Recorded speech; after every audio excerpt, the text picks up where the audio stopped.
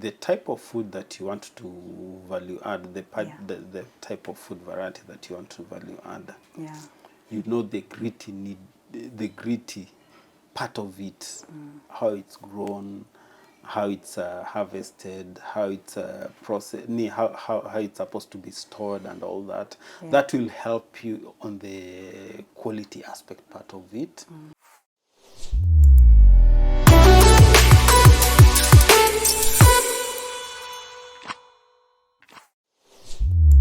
What measures have you put in place to be able to have a product that meets the national standards?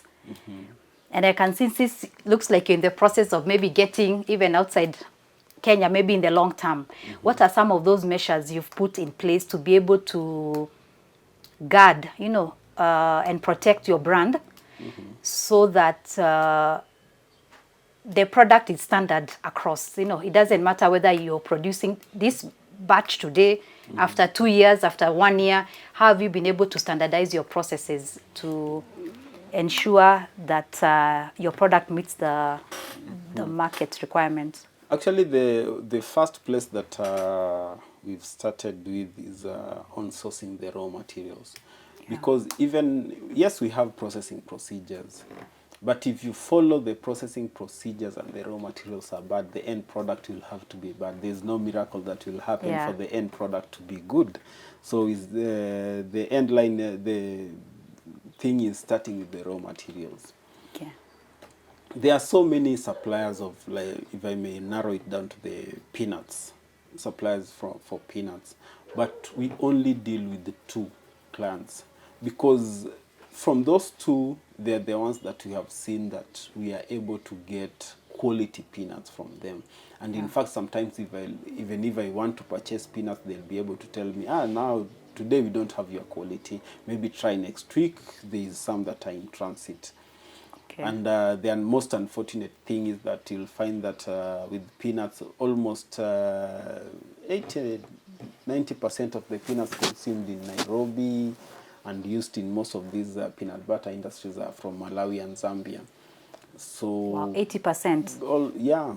So is that we are not producing enough groundnuts within the country, or what could be the issue?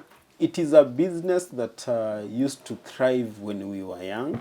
But along the way, people from Western and Nyanza stopped concentrating in it. They went to sugarcane. Unfortunately, sugarcane collapsed, and they haven't gone back maybe to peanut butter.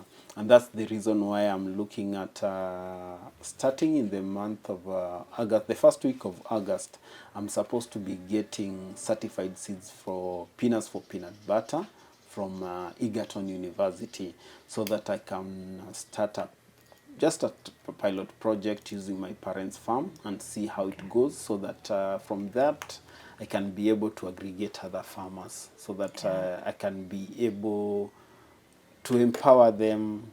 And also, in one hand, I'll be empowering them, but it will also be advantages on my business, whereby I'll be getting now quality that I am able to control from them, because I'll be able to see on how to connect them with an agronomist, see on how they plant.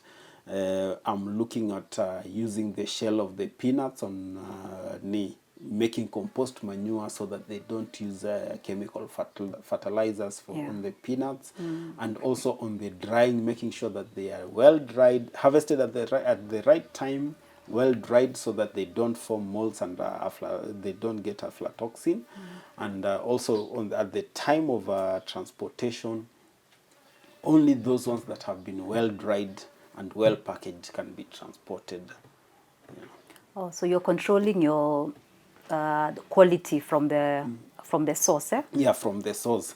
On the honey side of it, I'm happy because we are looking in collaborating with West Pokot County, whereby they have trained the farmers.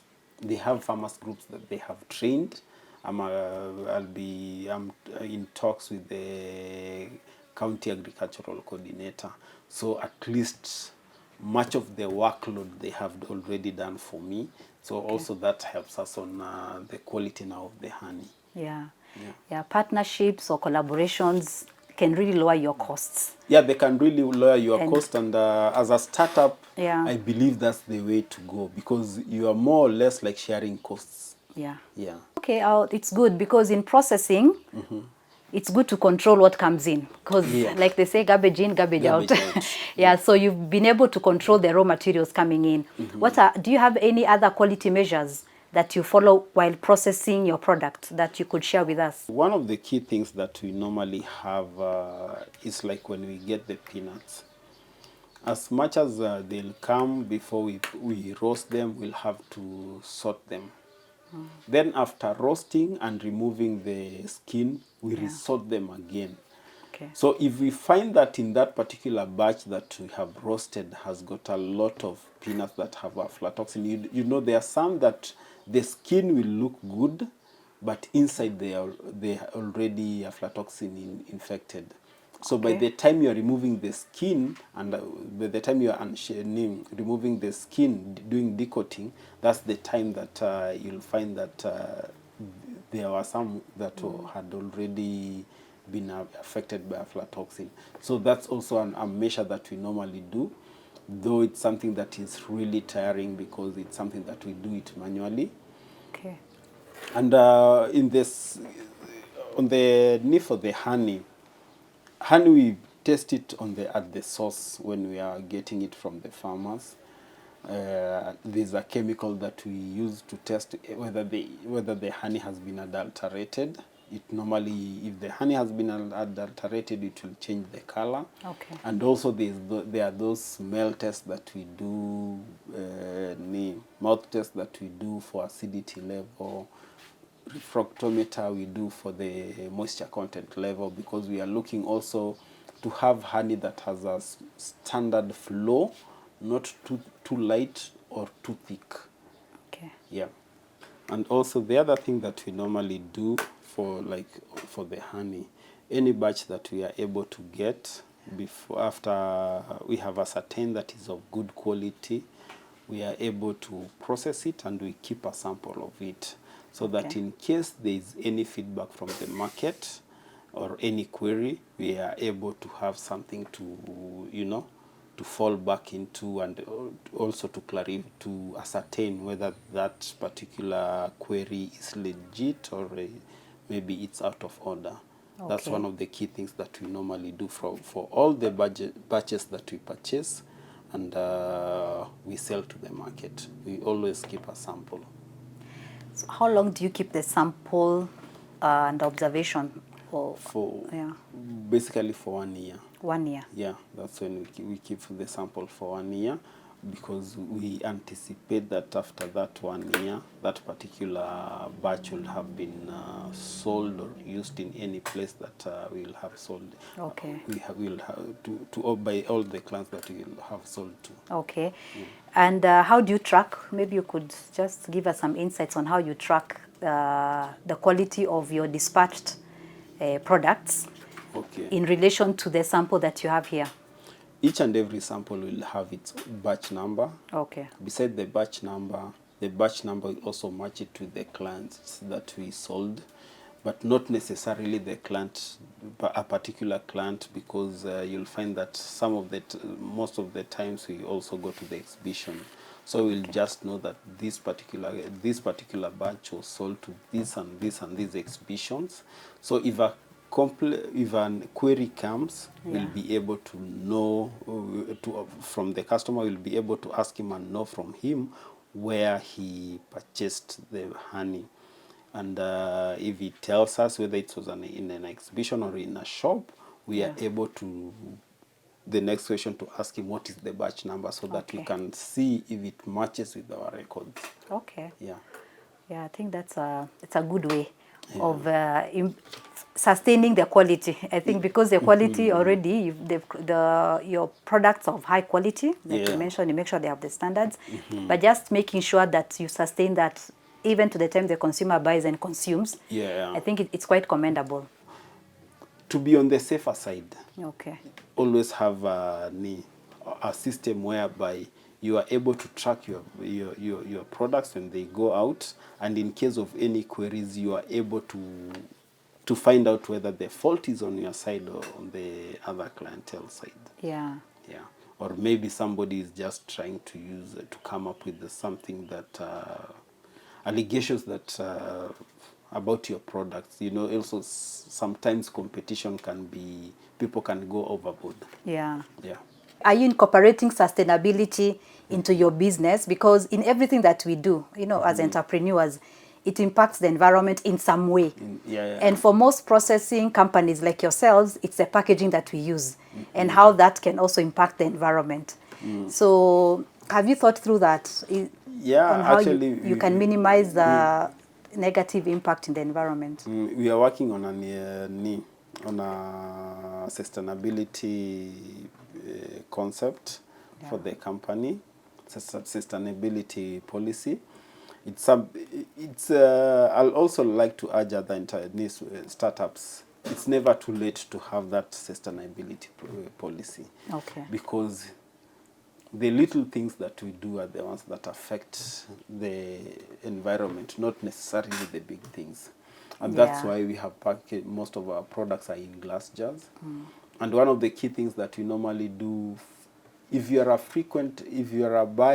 user of our products, any 5 glass jars that you'll have, you can return them and we give you a discount for the next purchase.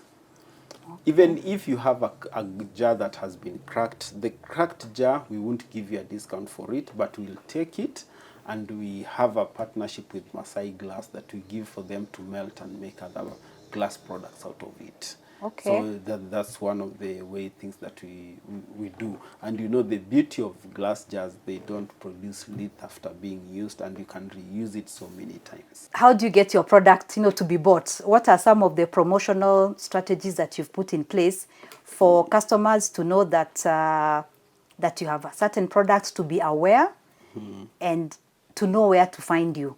Okay. Because it's one thing having a good product, it's another actually selling that product and making money out of it. Yeah. Before I directly answer that question, one of the key things that I'll just like to say is for the people that will be watching, even to you, if you have any entrepreneur or any of your friends or relatives that is working on something, and it's something viable, mostly we have a culture of despising that particular, and even discouraging that particular person in whatever he's doing. We are the first contact of clients that person will have. And if we buy, that's what will motivate that person to do more. And also we should be able to give honest feedback to that particular person. So the client, I believe in any business, the first clients should be your relatives, your family members, your neighbors. Yeah. Now, to answer your question, one of the key things that I did, because I was disappointed, most of your family members or even your clients, your neighbors, and will buy for some time, and then they'll start buying, and then you'll start hearing some funny stories. So what I did, I wasn't a social media person, very good in social media, so I had to look for somebody who can be able to help us in social media. Okay. We're in Facebook, Twitter, and also Instagram, Natural Barakah. Yeah. That's our page. And also besides that, whenever we go to this exhibition, we have a contact book and we also go with samples that the clientele can taste, not necessarily those who will be buying. And we encourage them to leave us their telephone contacts and also feedback on on the taste that they have had and how they were able to resonate with them. And through those contacts, we are able to send sometimes weekly or monthly text to them. And through those texts, we find ourselves most of the time getting sales from them, because it's something that keeps on reminding their customers. You'll find most of the clientele that we have, they shop from these mainstream supermarkets, and we are not yet in the mainstream supermarket. So we are leveraging on the social media, the texts, and the one supermarket that we are currently in, Zucchini. Oh, so you're already in one outlet. Yeah, we are already in one outlet that has got 8 branches. Yeah. Zucchini grocery. Zucchini groceries. Yeah, Okay, that's that's where good. we are. And we have been there for the last almost 8 months.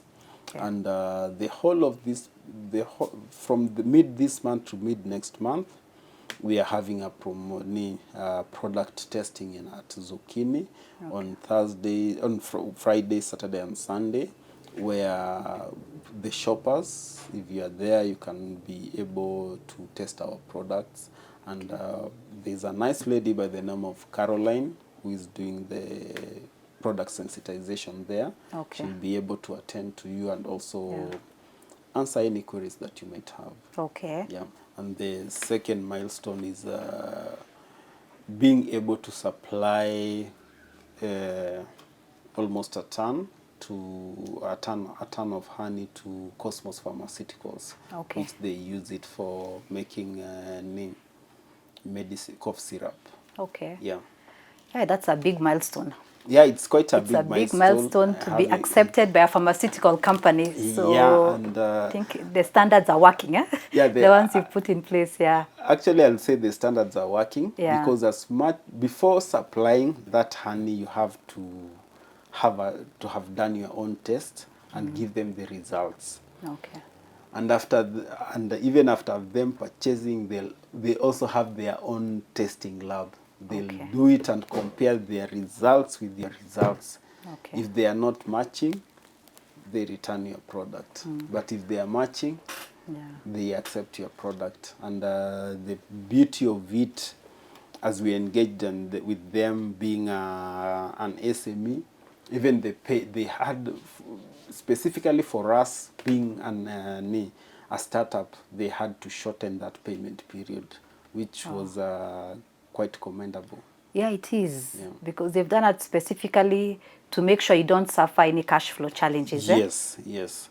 And That's very commendable. We just had a honest talk with them. We told them as we are a startup, and if the payment takes long, it will make us have a cash crunch, and we'll appreciate if you can shorten it for us, and they accepted. And one of the key things they said, they are happy to deal with a startup and also to be part of the story of the success of that particular startup. So it was unbelievable.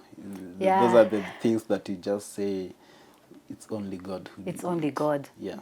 And I think for our listeners, it's possible. You know, some of these things, they are so abstract that you think it happens out there, but it can't happen to a local, entrepreneur, where a big corporate can partner with an SME and actually want to collaborate and support them in whichever way that they can, especially shortening the payment period. It's such a, a breakthrough.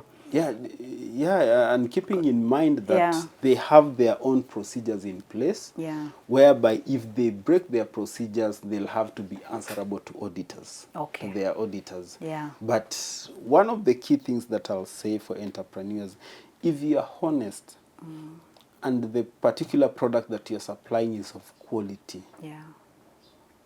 people are ready to override the rules that they are using, just to make sure that you get the supply that, or maybe you supply to them the product that you're supplying, or they purchase from you the product that you're selling.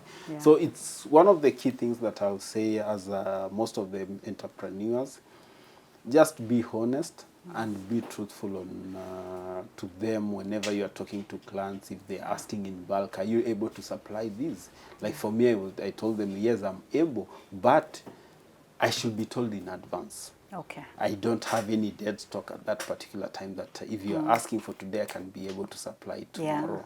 If I'm given at least a 15-day advance so that I may procure, process, and then package and hygienically package for you, I'm able to do it. Oh, that's a good lesson. Yeah. You know, at times we entrepreneurs, we can overpromise. Is it overpromise?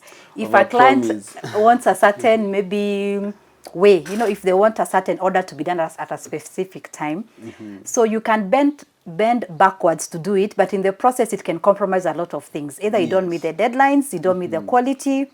So when you're upfront with a client and say that I can only do it, I can do it, I can deliver, but if you could bear with me, these are the conditions this is what I'm able to do. Then I think that way you build a relationship and trust between the parties. And one of the key things that I've noticed with most of the big companies, you know, as most of the entrepreneurs or most of the people, they think it's bad to say the truth. Okay. It's like a sin to say the truth. But when you are truthful, it makes that person to be able to understand you, to resonate with you, and also to be able now to change his program or his way to be able to fit you. Okay. But when he or she does that, kindly make sure that you meet that particular client's expectations.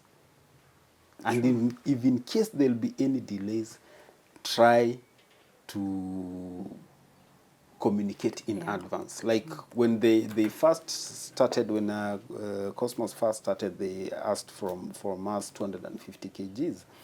They took, it was of good quality, we delivered on time because we already had it on the ground. As we were in the process of procuring now our stock, they called, we want by tomorrow 500 kgs. Yeah. So we told them by tomorrow it won't be possible, but if you give us by the following day, that was on Thursday, but if you give us by next week on Tuesday, you'll be able to have it. They agreed, and we were able to, actually we said on Monday, but on Monday we had a hiccup. We told them on Tuesday. They agreed, and we were able to deliver on time. And communication, no matter if whatever you want to communicate may not be friendly to the person that you're communicating with, but as long as it's truthful communication, it will go well if you're a business person. That's so good to hear. Yeah. You know, sometimes these virtues are emphasized at the personal level, you know, personal relationships. But when you transfer them into business, they can really, you know, propel you and grow your business, other than even capital or I don't know, any other push from anywhere. It can just propel you and succeed. Yeah, actually, like for us, what has really propelled us, like the 250 kgs that we supplied, we were able to purchase it cash. The 500 kgs that they wanted, we didn't have the money because we had bought some peanuts, and also we were depending on the payment that will come from that 250. Yeah. But because of the good relationship we have with the supplier, the supplier was able to give us 600 kgs and agreed to wait for those 2 weeks in order to get the payment. And in fact, by the time that we got the payment from Cosmos, and now we are paying, when I called the supplier, finding out where she was so that we'll go and make the payment, she was surprised. She was like, "Aye, how fast?" Yeah. Because of that relationship. Yeah. Even if something you know that this message won't resonate well with this particular supplier or with this particular client, but it's the truth. Just tell them. There are so many times that even sometimes the clients want me to do a delivery to them. But because of time or because of an engagement, or maybe at that particular time we haven't gotten the right peanuts, the peanut type that we want, we'll just tell them the truth. Some of them will tell us, you know, you are affecting us, now you're affecting me, you know, me, I can't take breakfast without that peanut butter of yours. That's what, actually there's a lady who used to tell me, you know, my husband doesn't take breakfast without your peanut butter. Okay, that's good. How do you think that that now I'll feel if I know that he's not taking breakfast because of the peanut butter? I just told her, I understand the predicament that you're in, but for the sake of quality, give us more time give us 2 days, and we were able to deliver, because sometimes you'll find that things are beyond. And that was actually during the COVID time, because the border was being closed. There were no raw material coming in and all that. Yeah. Well, Samuel, it's so inspiring. Your story is really inspiring, yeah? Thank and you. I'm sure our listeners have been inspired, you know, to try something, whatever they are, to look around for opportunities just like you did. Yeah? Yeah. And other than thinking too long about them, maybe also venture into entrepreneurship. So then what advice would you offer potential entrepreneurs who would like to get into food value addition, you know, from agricultural produce, that they see there's an opportunity, but they haven't yet gotten into the business yet? What sort of advice would you give to these potential entrepreneurs? One of the advice that I'll be able to give them is that make sure that the type of food that you want to value add, the type of food variety that you want to value add, you know the gritty part of it, how it's grown, how it's harvested, how it's processed, how it's supposed to be stored and all that. That will help you on the quality aspect part of it. Besides that, your sourcing, your source of sourcing, the place that you'll be sourcing your raw materials, have a rapport with those people. Know the ones that are genuine and the ones that are not genuine. Only deal with the ones that are genuine, because you'll find that the raw material will end up determining the end product that you'll have. Yeah. And also another thing is that just start with what you have. Like for me, when I started making the peanut butter, I only had the blending machine. I didn't have the roaster, the electric roaster. I used to roast with Jiko. Okay. But I thank God that I passed through that process. It helped me to learn some of the things that I could never have learned if I automatically had an electric roaster. Yeah. So it's when you start with what you have, along the way to now automation, there are so many things that you learn that will help you when you are now fully automated. By the time, like for me, if I just test the peanuts, I'll be able to tell you that the variety of the peanuts that were used in this peanut butter are not the right peanuts for peanut butter. Number one. Number two, the peanuts that have been milled or milled in this peanut butter are not well roasted, or they have been over roasted, or they even have aflatoxin. Okay. Yeah.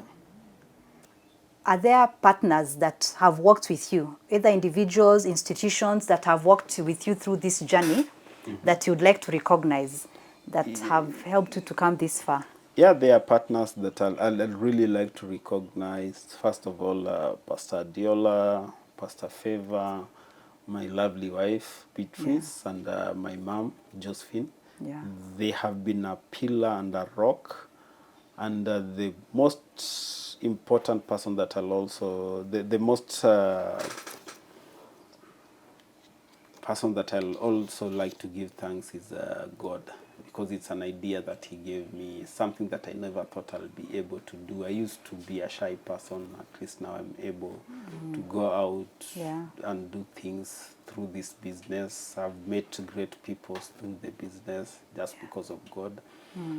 And also Kenya Industrial Research Development Institute, where I did my product development, where I did now, for them being able to train me on how the measurements that I'm supposed to use in salt, in honey, in sim when mixing the varieties.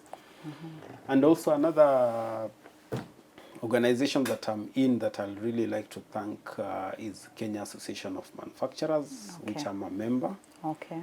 Through Kenya Association of Manufacturers, that's how I was able to get the contacts of the owner of, the managing director of Cosmos, whereby I was able to talk to them. They asked for samples. I took the samples. They were able for honey. They passed the test. They asked the first batch. We delivered. It passed the test. They asked the second batch, which also passed the test. And yesterday they even sent us an order for a third batch. Okay. So those are the organizations that I would really like to thank. Not forgetting the employees that I have. There's Pauline, there's Kennedy, there's Caroline.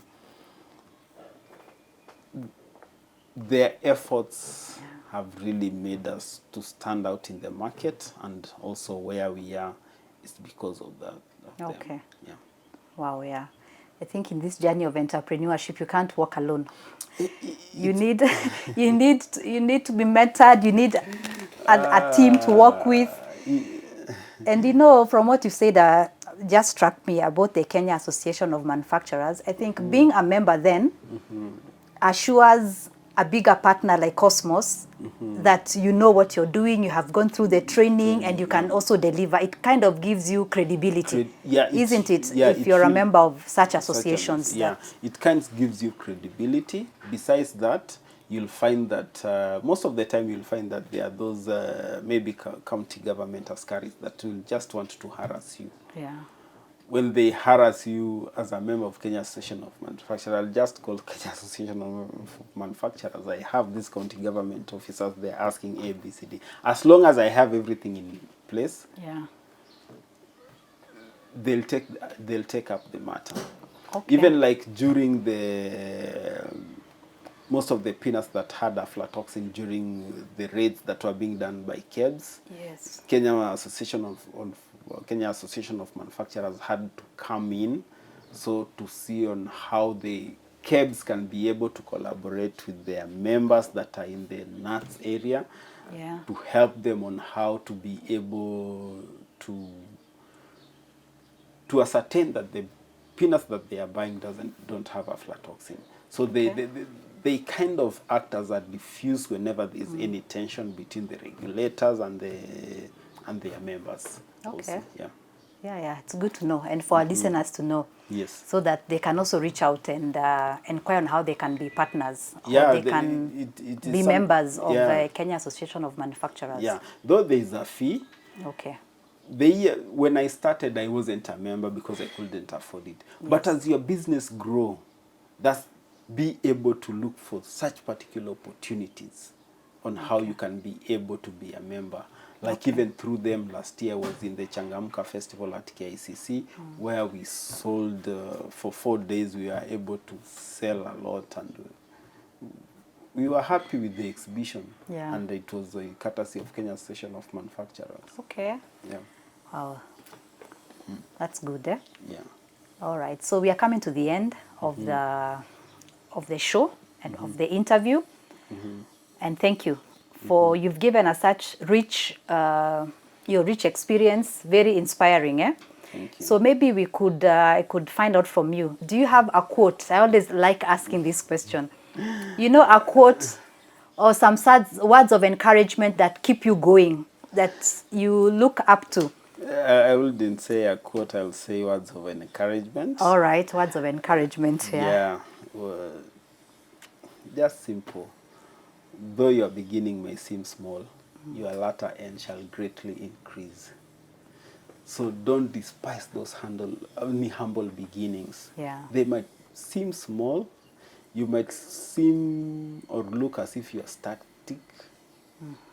But your latter end, if you have consistency and also you keep quality on what you are doing and consistent, your latter end shall greatly increase to an extent that you'll even be amazed with yourself. So though your beginning may seem small, your latter end shall greatly increase. Yes, you are starting, you are here, but don't look here. Yeah. Even the processes or the things the strategies that you are having should not be for just now. They should be aimed there where you are looking at going to. Yeah, the horizons that you are walking towards. Oh, thank you, Samuel. Welcome. That's a good way of ending our podcasts and our show today. Yes. Thank you for being with us, even up to the end of the show. We've come to the end of it.